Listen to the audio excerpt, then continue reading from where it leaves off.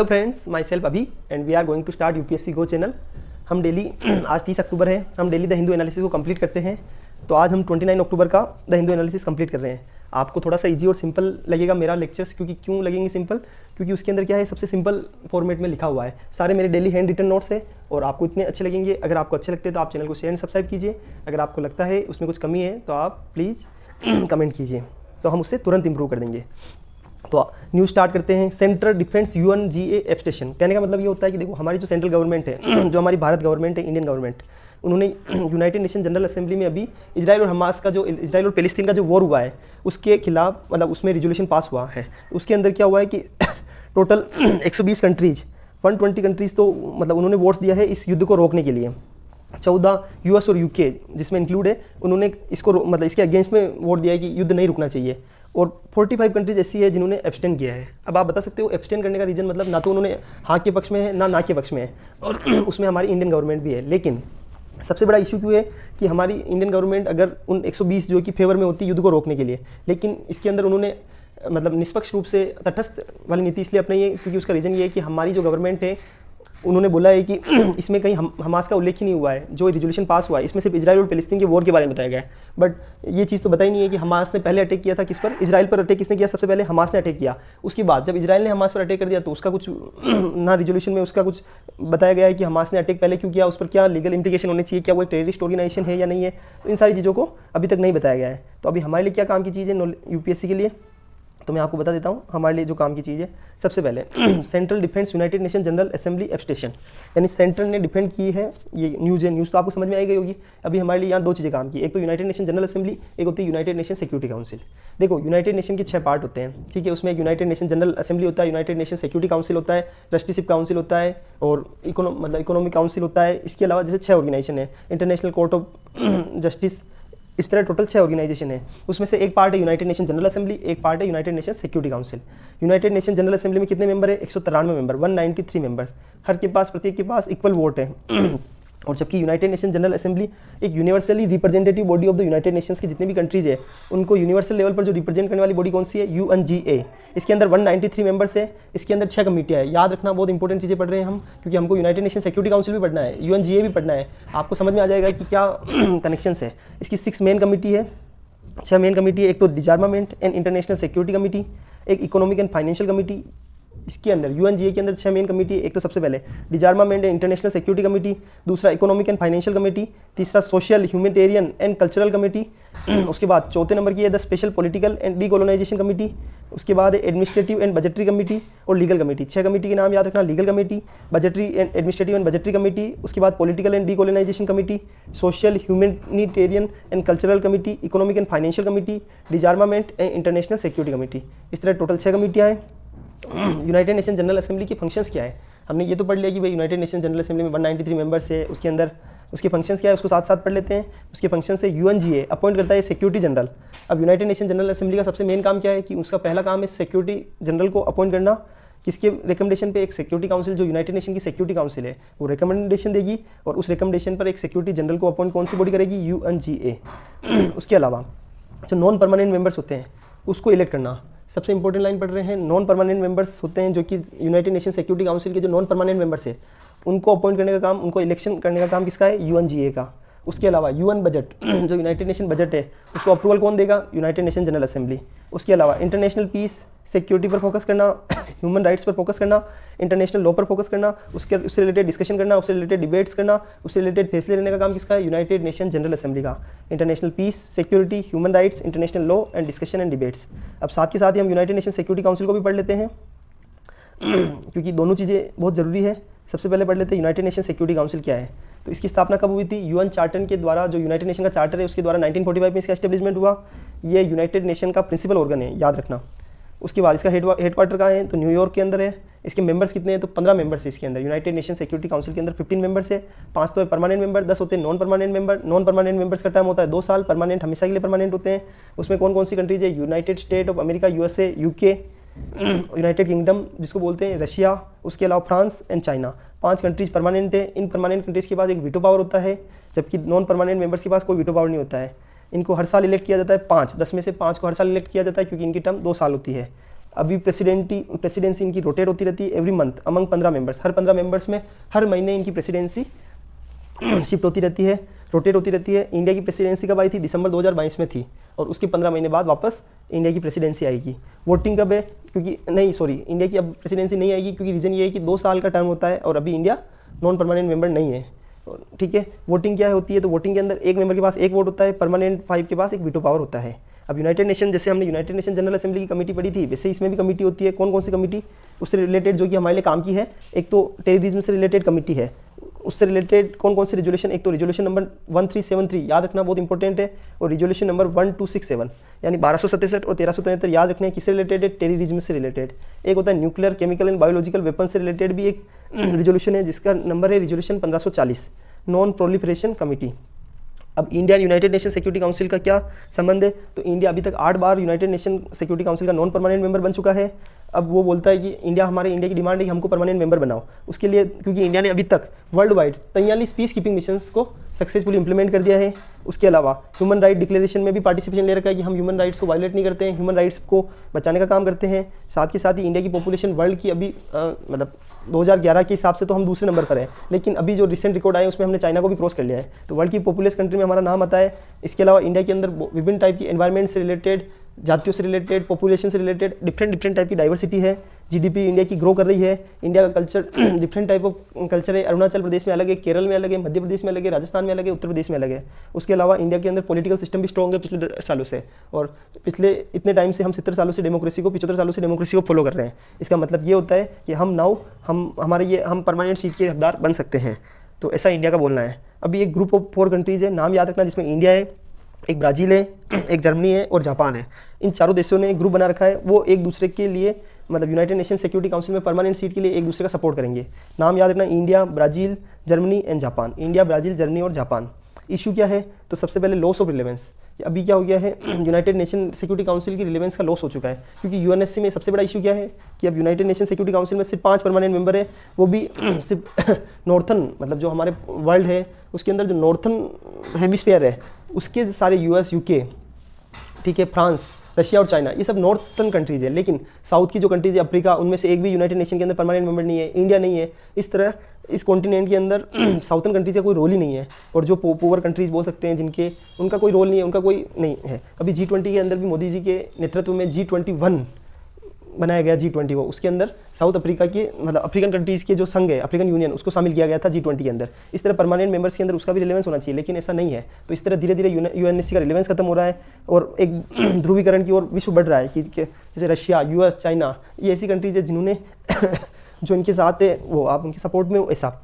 तो विश्व के अंदर अभी भी मतलब विश्व ध्रुवीकरण की ओर बढ़ रहा है, और वीटो पावर का मिसयूज़ किया जाता है। पाकिस्तान के पक्ष में फैसले में चाइना वीटो लगा देता है हर बार। कितने टेररिस्ट को चाइना ने बचाया है। इस तरह इसका यूएनएससी की जो रिलेवेंस खत्म हो गई। और सोचिए आप, United Nation General assembly, United nation security council, इनको क्यों बनाया गया था? क्योंकि सेकंड वर्ल्ड वॉर के बाद हम थर्ड वर्ल्ड वॉर ना हो उसको बचाने के लिए हमने इन कंट्रीज़ को यूएनएससी और UNGA इन जो कंट्रीज़ है इन पर हमारा फोकस था, ठीक है। लेकिन क्या हुआ कि जब इन कंट्रीज़ पर हमारा फोकस था कि मतलब हमारा कि यूनाइटेड नेशन जनरल असेंबली और यूनाइटेड नेशन सिक्योरिटी काउंसिल को हमने क्यों बनाया? क्योंकि ताकि विश्व में फिर से थर्ड वर्ल्ड वॉर की स्थिति नहीं आए। लेकिन फिर भी अभी रशिया यूक्रेन वॉर हो गया, इजराइल पैलेस्तीन वॉर चल रहा है, उससे पहले तालिबान का युद्ध चल रहा था, अफगानिस्तान में तालिबान का वॉर चल रहा था। तो इसके कारण क्या है, मतलब अभी भी हम बहुत पीछे हैं, हमने इसका रिलेवेंस अभी खत्म हो चुकी है। अल्टीमेटली मैं आपको ये समझाना चाह रहा हूँ, ठीक है।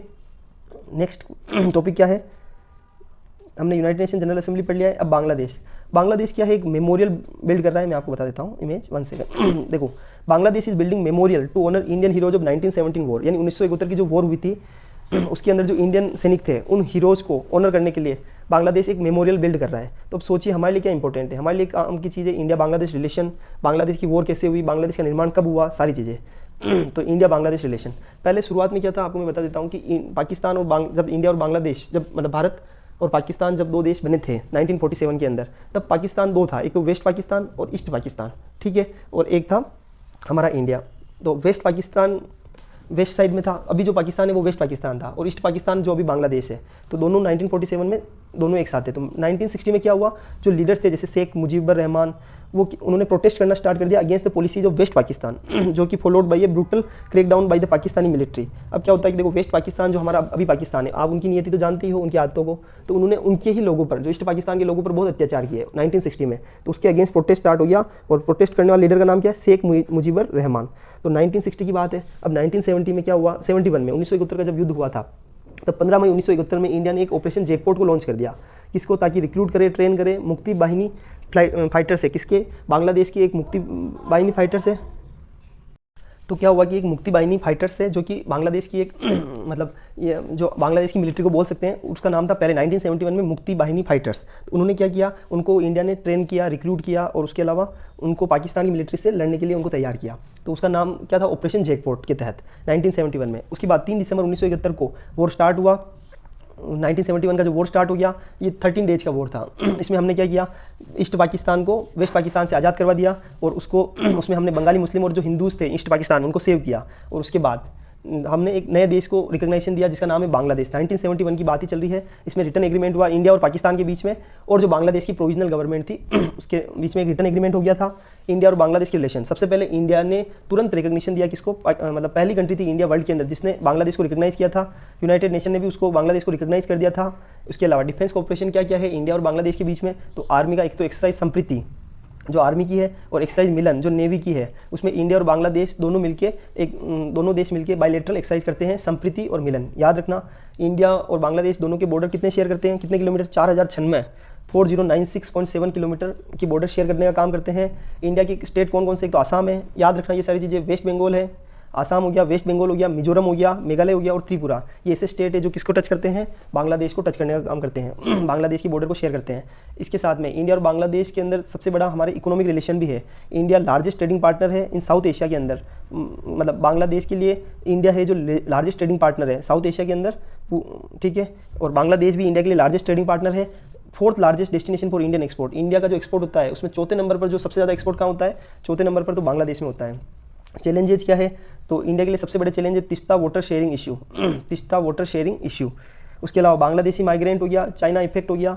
तो अभी भी बांग्लादेश और इंडिया की रिलेशंस में थोड़ी सी, हर देश के साथ हमारे रिलेशंस बांग्लादेश के साथ अच्छे हैं, लेकिन कुछ रिलेशंस में हमारे उनके साथ में क्या इशू चल रहा है, एक तो तीस्ता वाटर का शेयरिंग इशू है सबसे बड़ा दिक्कत। उसके अलावा बांग्लादेशी जो माइग्रेंट है वो क्या करते हैं, इंडिया में घुसने की कोशिश करते हैं, तब हमारी इंडियन आर्मी उनको मतलब सिविल लोगों को मार देती है, क्योंकि हम माइग्रेंट्स को अंदर एंट्री नहीं दे सकते। तो इसका बांग्लादेश विरोध करता है कि हमारे सिविलियन पर आप गोली क्यों चलाते हैं, जबकि वो इंडियन टेरिटरी में घुस नहीं सकते।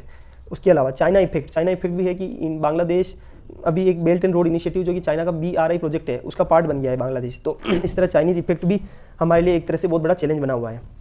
अब नेक्स्ट टॉपिक है IITM पुणे, उन्होंने डेमोस्ट्रेट किया है cloud seeding can produce rainfall. अभी आप समझो, एक होता है क्लाउड सीडिंग देखो ये न्यूज़ है, समझ दो एक बार के लिए। IITM Pune demonstrate cloud seeding can produce rainfall, यानी हम अगर क्लाउड सीडिंग करते हैं तो उससे हम आर्टिफिशियल रेनफॉल जनरेट कर सकते हैं। तो अभी द मेन थिंग क्या है कि क्लाउड सीडिंग क्या होता है, बहुत सिंपल है, अभी मैं आपको बहुत आसानी से समझाने वाला हूँ, बहुत मजा आएगा। आपने कभी सुना होगा आर्टिफिशियल रेनफॉल, कभी बारिश नहीं आ रही तो आप आर्टिफिशियल रेनफॉल कर सकते हो। कैसे पॉसिबल है, देखो सबसे पहले मैं प्रोसेस समझा देता हूँ। प्रोसेस क्या होता है, देखो एक 3 प्रोडक्ट होते हैं, या तो सिल्वर आयोडाइड, याद रखना नाम ये आ सकते हैं UPSC एग्जाम में, सिल्वर आयोडाइड, पोटेशियम आयोडाइड और solid carbon dioxide. Silver iodide, potassium iodide और सॉलिड कार्बन डाइऑक्साइड, जिसको ड्राई आइस भी बोलते हैं, इनको क्या किया जाता है, इनको बादलों पर छिड़क दिया जाता है ऊपर ले जाकर, और उसके कारण क्या होगी, रेनफॉल होगी। तो सबसे पहले हम प्रोसेस समझ लेते हैं। सिल्वर आयोडाइड और जो तीनों नाम दिए हैं मैंने आपको, उसको सबसे पहले एरोप्लेन के थ्रू या किसी रॉकेट के थ्रू या कोई भी अर्थ से उसको आसमान में छिड़का जाएगा। सबसे पहले सिल्वर आयोडाइड क्या करेगा, टारगेटेड क्लाउड पर रीच कर लेगा कि इस क्लाउड जो उसका टारगेटेड क्लाउड है, सिल्वर आयोडाइड क्या होगा, उसको प्लेन के द्वारा मतलब रिलीज कर दिया जाएगा। उसके बाद वो टारगेटेड क्लाउड पर पहुंच जाएगा। अब सिल्वर आयोडाइड किसमें सहायता करता है, फॉर्मेशन ऑफ आइस क्रिस्टल्स, जो आइस क्रिस्टल्स होते हैं, जो बर्फ की क्रिस्टल्स होते हैं, उनको जनरेट करने में, फॉर्म करने में किसका योगदान होगा, सिल्वर आयोडाइड का। अब सिल्वर आयोडाइड हमने आइस क्रिस्टल्स तो रेडी हो गए हैं, अब आइस क्रिस्टल्स का वजन धीरे धीरे इतना बढ़ जाएगा, now too heavy to remain in the air, यानी वो इतने आइस जो पार्टिकल्स होते हैं वो इतने मजबूत होते हैं, इतने हेवी होते हैं कि उनका हवा में रहना बहुत मुश्किल है। तो हवा में रहना, आइस में रहना, क्रिस्टल्स के अंदर रहना बहुत मुश्किल है। उसके बाद क्या होगा, जब आइस और एयर में रहना उनका बहुत मुश्किल हो जाएगा, तो आइस जो क्रिस्टल्स है, हवा में रहना जब आइस क्रिस्टल्स का मुश्किल हो जाएगा, तो आइस क्रिस्टल्स क्या करेंगे, नीचे गिरेंगे after melting on their way down to form. और जब आइस क्रिस्टल धीरे धीरे नीचे जमीन पर गिरने लगेंगे तो ऑटोमेटिक वो पिघलेंगे, और पिघलेंगे तो किसका रूप ले लेंगे, पानी का, और इस तरह बारिश होगी। तो ये आर्टिफिशियल रेन कैसे कर सकते हैं, एक सिल्वर आयोडाइड है, पोटेशियम आयोडाइड है, सॉलिड कार्बन डाइऑक्साइड है, उसको हम क्या करेंगे, प्लेन के थ्रू आसमान में छिड़क देंगे और जब उनका वजन बहुत बढ़ जाएगा आइस पार्टिकल्स का, उसके थ्रू आइस पार्टिकल्स का निर्माण होता है और आइस पार्टिकल्स जब बहुत ज़्यादा वजनी हो जाते हैं तो आर्टिफिशियल रेन की तरह, बारिश की तरह गिर जाते हैं नीचे। तो इस तरह it is a kind of weather modification technology, यानी एक वेदर मॉडिफिकेशन टेक्नोलॉजी का प्रकार है जिसका उद्देश्य क्या होता है, आर्टिफिशियल रेनफॉल को क्रिएट करना। It works only when there are enough pre existing clouds in the atmosphere, और जब एटमॉस्फेयर में पहले से ही कुछ क्लाउड मौजूद होने चाहिए, बादल, तभी जाके बारिश होगी। अगर बादल मौजूद नहीं है तो बरसात भी नहीं होगी, क्योंकि ये जब बादलों के साथ रिएक्ट करते हैं, बादलों पर इनको छोड़ा जाता है, तभी आइस पार्टिकल्स रेडी होते हैं। इसलिए इनका पहले ही बादलों का होना, प्री एग्जिस्टिंग क्लाउड्स का होना बहुत ज़रूरी है आसमान के अंदर।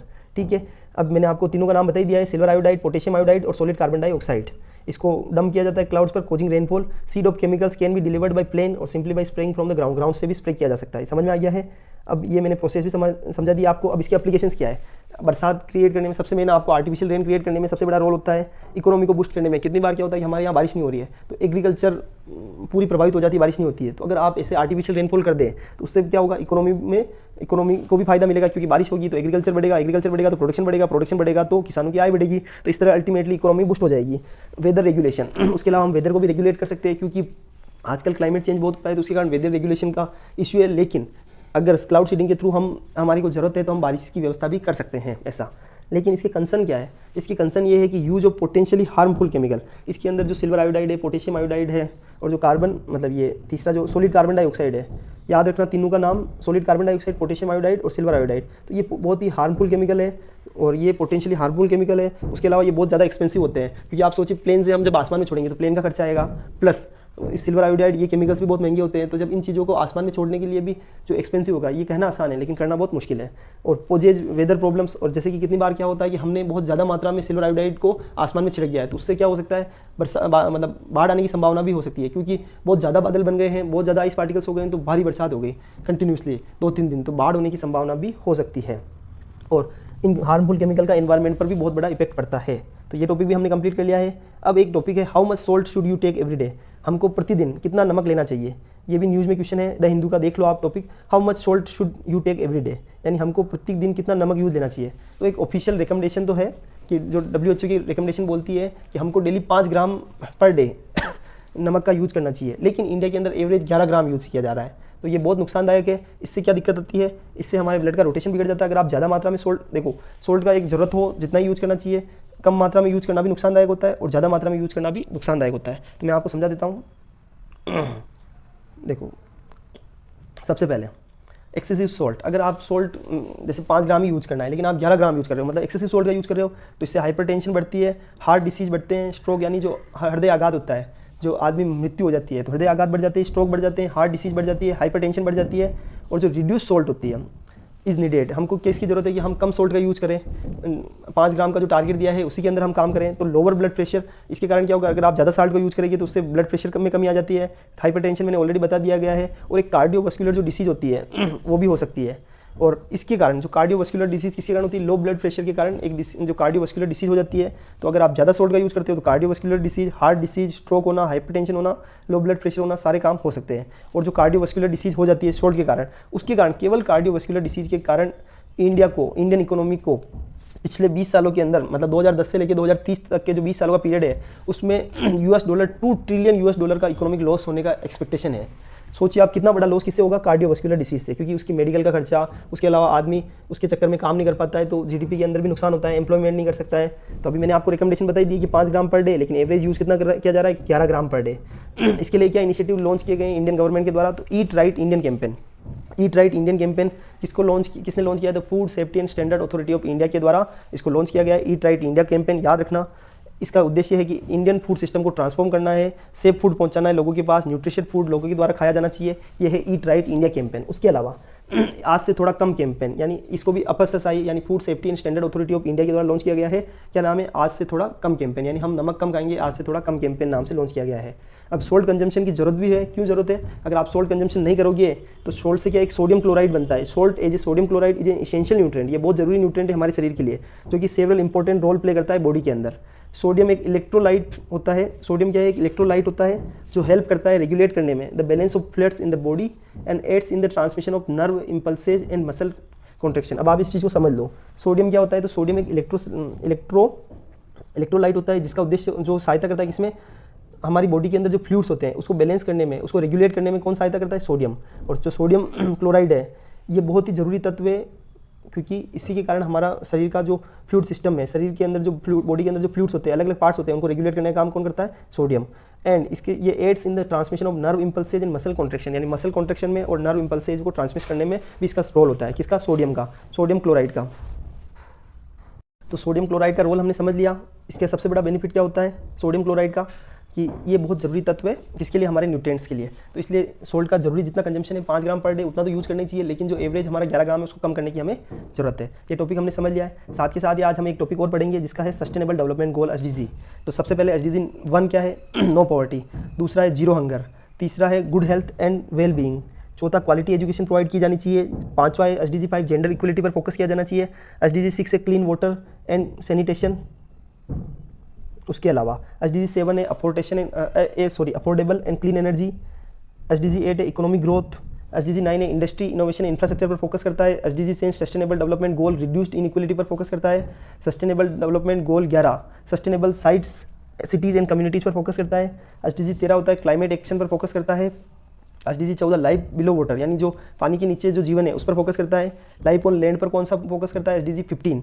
SDG 16 people justice and strong institution peace पर फोकस करता है, जस्टिस पर फोकस करता है। और SDG 17 partnership for the goals के लिए जो पार्टनरशिप होती है उस पर फोकस करता है। तो याद रखना सबसे पहले no poverty, zero hunger, good health, quality education, gender equality, clean water and sanitation. उसके अलावा clean energy, economic growth, industry innovation के लिए रिड्यूस इनइक्वलिटी और sustainable cities, climate action, life below water, life on land, peace, justice and strong institution and partnership for the goals. कल से हम क्या करेंगे? मैं आपको पूछूंगा कि SDG जैसे 14 कौन सा है तो आपको फट निकलना चाहिए लाइफ बिलो वाटर। SDG 15 कौन सा है? तो लाइफ ऑन लैंड। SDG 2 कौन सा है? तो जीरो हंगर। 1 कौन सा है? तो नो पॉवर्टी। तीसरा कौन सा है? Good health. 7 कौन सा है? Clean energy. ये सारी चीज़ें इसलिए याद होनी चाहिए। क्वालिटी एजुकेशन SDG 4, क्योंकि UPSC के अंदर मेंस में प्रीलिम्स में कहीं पे भी क्वेश्चन आ सकता है, तो we have to ready for it. आज हमने सस्टेनेबल डेवलपमेंट गोल को पढ़ लिया है। उसके अलावा United nation security council, United Nation General assembly को पढ़ लिया है। उसके अलावा सोल्ट का कितना हमको एवरेज यूज़ करना चाहिए वो पढ़ लिया है। उसके अलावा उसके अंदर एक हमने क्लाउड सीडिंग को पढ़ा है, जिसके अंदर 3 तत्वों का नाम याद रखना, पोटेशियम आयोडाइड, सिल्वर आयोडाइड और सॉलिड कार्बन डाइऑक्साइड, जिसको ड्राई आइस भी बोलते हैं। Solid carbon dioxide, potassium iodide और सिल्वर आयोडाइड। उसके अलावा हमने और टॉपिक क्या पढ़े हैं? इंडिया बांग्लादेश के रिलेशन पढ़े हैं। बांग्लादेश का जब कब आज़ाद हुआ? तो 1971 में बांग्लादेश बना था, और उसको सबसे पहले रिकग्निशन किसने दिया था? इंडिया ने, और यूनाइटेड नेशन ने भी उसको रिकग्नाइज कर दिया था उसके बाद। ठीक है, सारे टॉपिक्स हमने कंप्लीट कर लिए हैं। Thank you so much. आप इन टॉपिक्स को पढ़िए, समझिए, आगे बढ़िए। अगर आपको सही लगता है तो चैनल को शेयर एंड सब्सक्राइब कीजिए। अगर आपको लगता है कहीं कमी है तो इम्प्रूव करने के लिए कमेंट कीजिए। Thank you so much. जय हिंद, जय भारत, भारत माता की जय।